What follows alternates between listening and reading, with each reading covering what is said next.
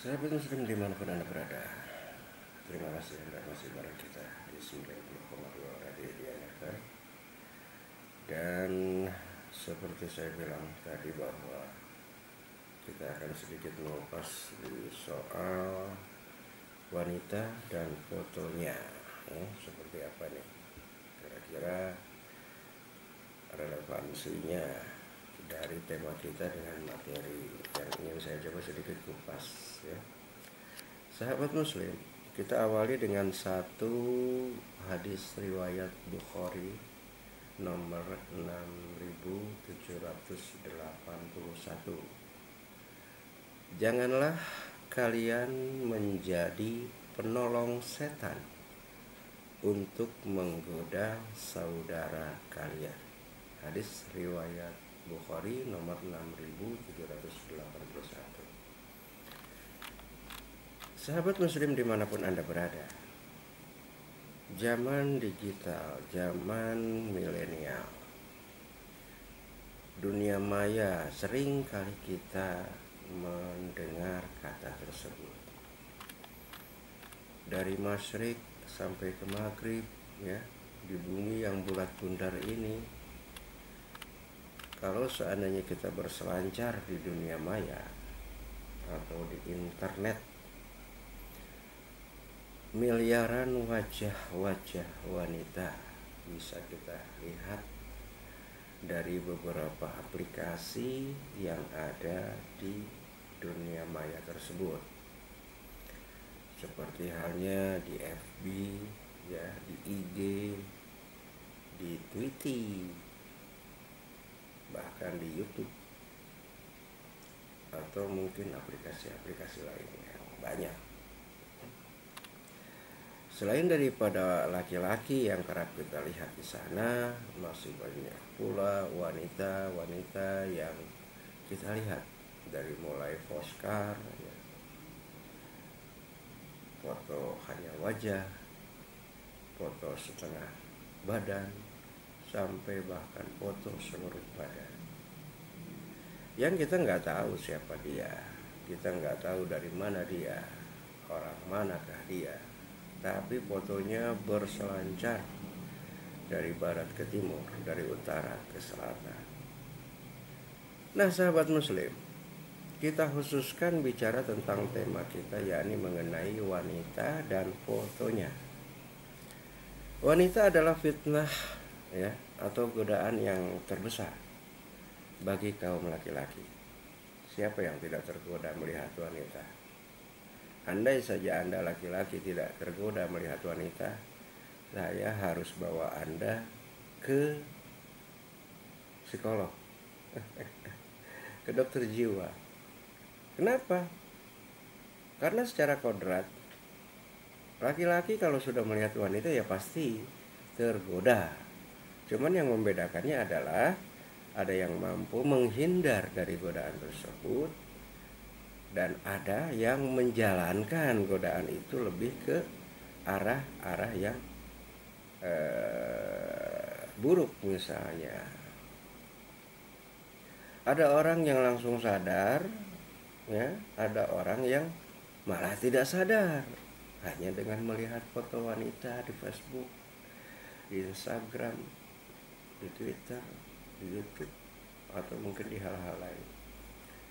Nah, sahabat muslim dimanapun Anda berada, ini adalah mengenai wanita godaan terbesar bagi kaum laki-laki. Perkara yang telah sangat sekali dikabarkan di masa lalu oleh Rasulullah Shallallahu Alaihi Wasallam, serta sangat diakui oleh semua orang yang berakal sehat dan memiliki realita dalam kehidupan, bahwa godaan terbesar bagi laki-laki adalah wanita. Allah Subhanahu wa taala telah berfirman di dalam Al-Qur'an di surat Al-Imran ayat yang ke-14. Dijadikan indah pada pandangan manusia kecintaan kepada apa-apa yang diingini, yaitu wanita-wanita, anak-anak, harta yang banyak dari jenis emas, perak, kuda pilihan, binatang ternak, dan sawah ladang. Itulah kesenangan hidup di dunia, dan di sisi Allah lah tempat kembali yang baik, yakni surga. Al-Quran surat Al-Imran ayat yang ke-14.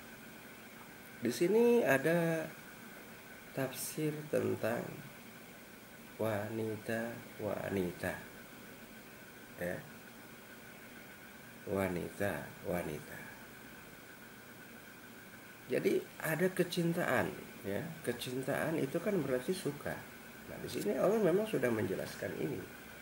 Terskema dalam penciptaan. Bukan arti kita memakainya di konteks yang negatif, tidak. Harusnya di konteks yang positif, bahkan menahan agar tidak tergoda, seperti halnya di hadis yang tadi di awal. Jadi janganlah kalian menjadi penolong setan untuk menggoda kaum saudara kalian.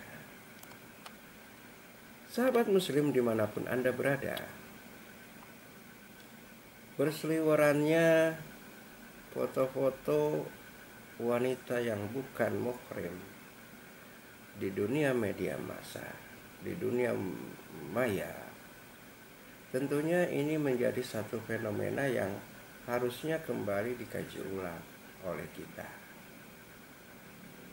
Kalaupun misalnya tidak secara umum, maka minimal diri kita sendiri.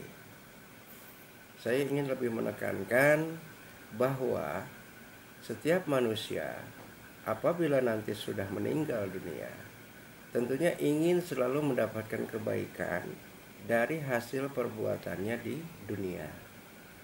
Bapak-bapak ustadz, bapak kiai, bapak-bapak guru kita kadang suka bilang mengenai amal jariah. Amal yang akan terus mengalir sampai ke kita walaupun kita sudah meninggal dunia. Seperti halnya apabila kita mewakafkan tanah, dibuatkan tempat ibadah, selama tempat tersebut dipakai sebagai sarana ibadah, maka tentunya amalan-amalan baiknya akan sampai ke kita, yang disebut dengan amalan jariah. Kalau kita memberi Al-Quran ke masjid, misalnya ke panti asuhan, ke majelis tafsir, ke majelis-majelis pengajian, lalu Quran tersebut dibaca, nah ini akan sampai kepada kita sebagai amalan jariah. Banyak lagi kegiatan-kegiatan kehidupan kita yang berujung baik sebagai sebuah amalan yang akan terus mengalir kepada kita, ya, walaupun kita sudah meninggal dunia. Amalan-amalan baik yang disebut dengan amal jariah tersebut. Lalu adakah dosa-dosa yang mengalir walaupun kita sudah meninggal dunia? Ada enggak sih? Nah, saya beberapa waktu lalu sempat bertanya kepada beberapa ustadz, ya, untuk bisa meyakinkan diri saya dulu sebelum saya bisa menyampaikan lagi kepada sahabat-sahabat yang lain. Saya bertanya, ada enggak sih dosa, ya, yang terus mengalir kepada diri kita walaupun kita sudah meninggal? Ada, katanya. Itu yang disebut sebagai dosa jariah. Wow, kaget saya. Ya kan? Kita udah mati, tapi dosa kita terus ngalir ke kita. Apakah itu? Mau nggak kita seperti itu?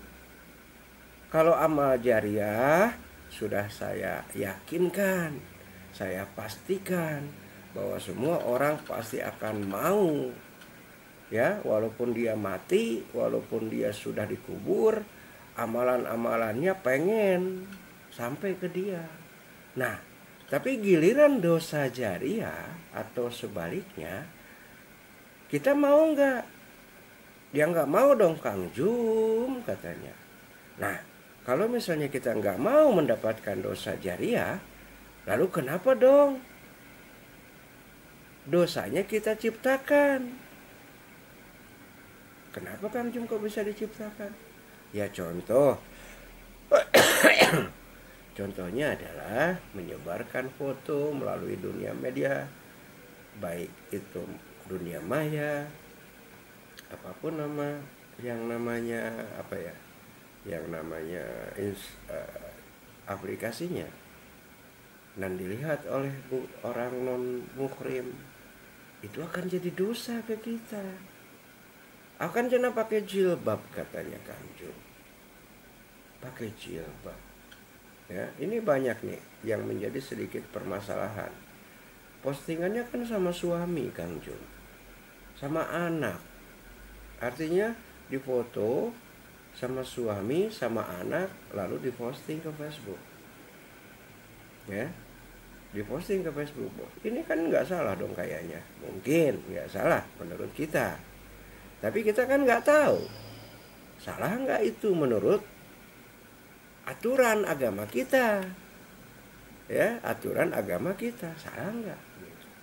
Apalagi teman-teman, kalau seandainya kita lihat banyak sekali foto-foto di dunia maya yang seksi-seksi, ya. Bingung nih jadinya. Jadi pada intinya saya hanya ingin memberikan informasi saja kepada kita semua. Anda semua, bagi yang nggak mau dengerin ya matiin sajalah radionya ya. Apalagi sudah resep teuing cenah Facebook pareng bae radiona daripada nyeri hate. Ya, daripada nyeri hate lah gitu. Kan biasanya orang itu kalau sudah dibicarakan hal-hal yang disukainya ternyata itu adalah salah, jadi amok malikna. Nah, daripada gitu mah mending pareng bae radiona lah ya. Pareng bae radiona lah. Gestal deui palebah muhasabah geus beres daripada nyeri hate nya. Begitu sahabat muslim. Jadi mengenai amal jariah semua orang pasti mau. Walaupun dia mati, tapi dia pengen amalan baiknya selama di dunia mengalir terus. Namun giliran dosa jariah, kita nggak mau pastinya. Kita udah dikubur, ya, kita udah ada di alam berbeda, tapi gara-gara perilaku kita, dosa kita mengalir terus.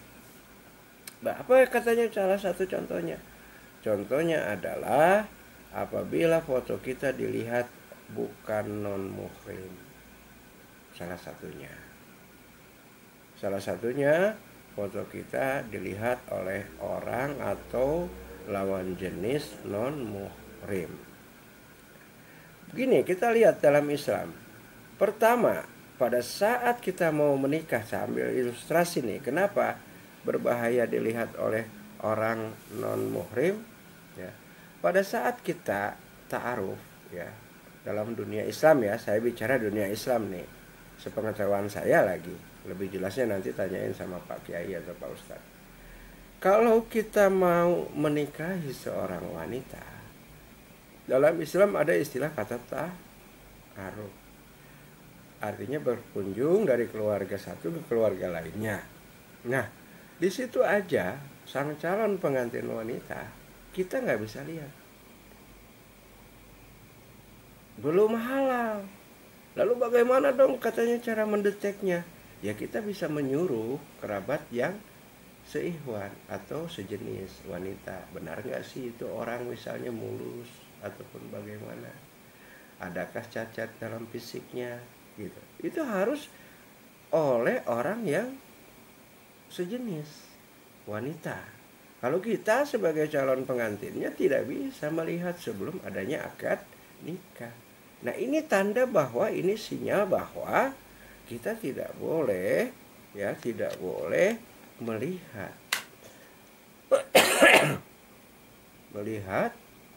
wanita yang bukan muhrimnya.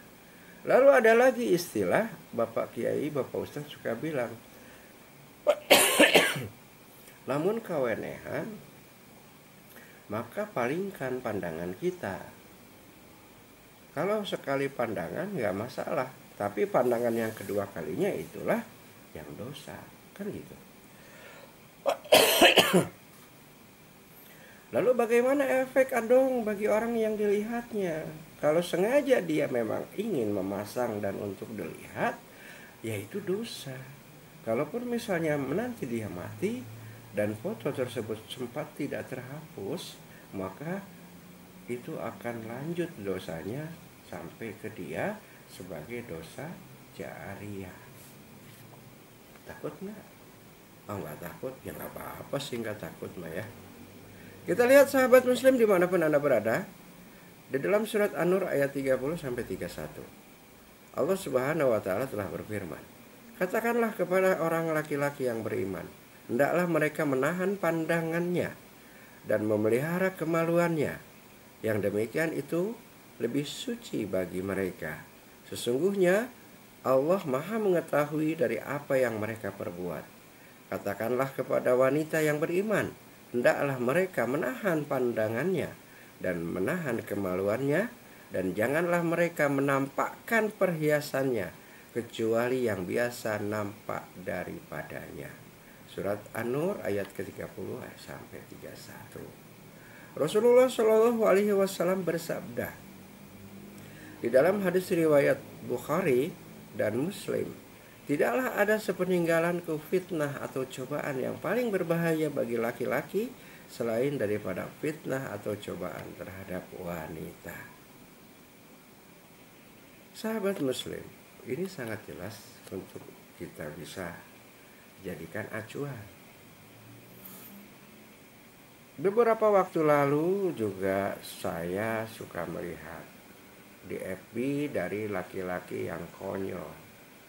Bahkan saya mendapatkan juga cerita dari teman-teman kasus-kasus di masalah dunia maya.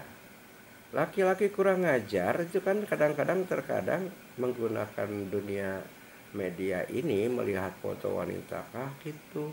Itu dijadikan ajang penipuan. Ajang penipuan. Kumaha cenah Kang Jum nepi ka jadi kawin cenah gara-gara. Ingat, Islam itu ta'aruf. Jadi lamun arek neangan jodoh mau mending keneh yang langsung aja deh. Ya. Kenapa? Karena kan kita harus melihat itu dengan dengan keutuhan. Artinya yang pertama harus kita lihat adalah mengenai agamanya, yang kedua mengenai tubuhnya, yang ketiga mengenai keturunannya. Kalau misalnya tubuh dan keturunannya ada yang kurang, maka lihatlah agamanya, kan begitu ya. Cara naon misalnya lalaki neangan awewe di Facebook, jadi kieu lir ibarat lamun orang ya boga foto teh usina beberapa wanita mukaan Facebook, jadi orang teh milih gitu, jika milih we gitu, milih oh iya mah tuh iya embung gitu. Jadi seperti itulah kalau misalnya Facebook yang isinya wanita dengan fotonya, ya seperti itu dilihat oleh laki-laki. Jadi jika lamun orang ulin ka imah babaturan di meja nanti aya album foto, bukan sok dibuka entah. Oh ya, sama seperti itu. Bagi laki-laki hidung belang, kadang-kadang Facebook ini dijadiin sarana untuk menggait pasangan pelampias nafsu. Kenapa? Dawa awewena oge anu mancing-mancing. Kan gitu. Ingat, janganlah ya, tadi hadisnya adalah mengenai